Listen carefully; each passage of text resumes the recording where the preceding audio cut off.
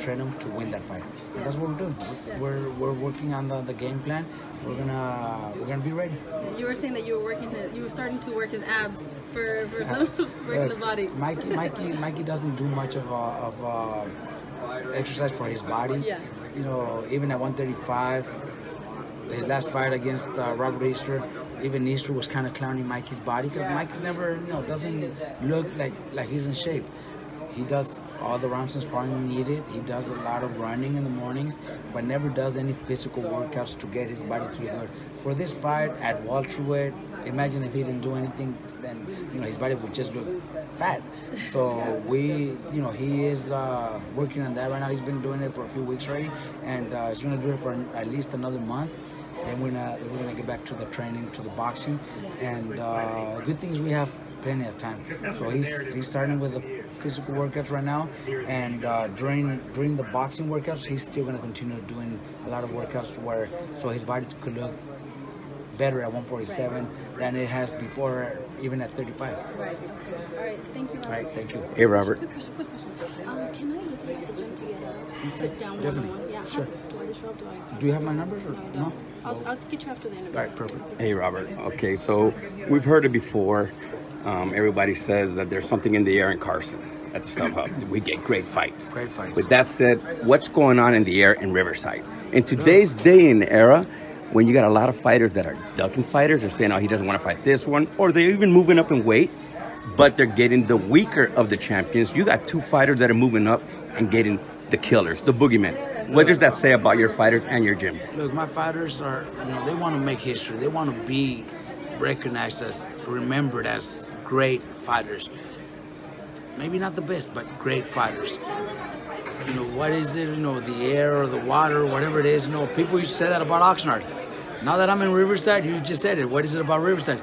Maybe it's not about the city. Maybe it's what is it with the Garcias, right?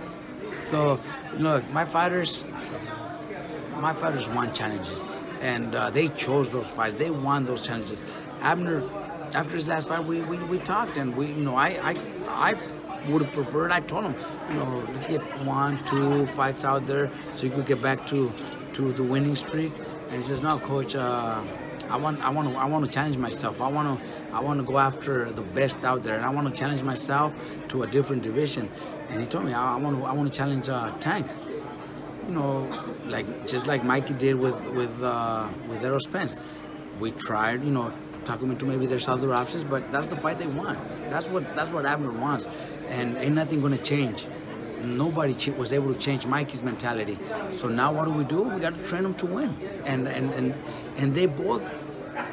Very few people give them a chance, but me, I have them in the gym. My dad, we see the way they train.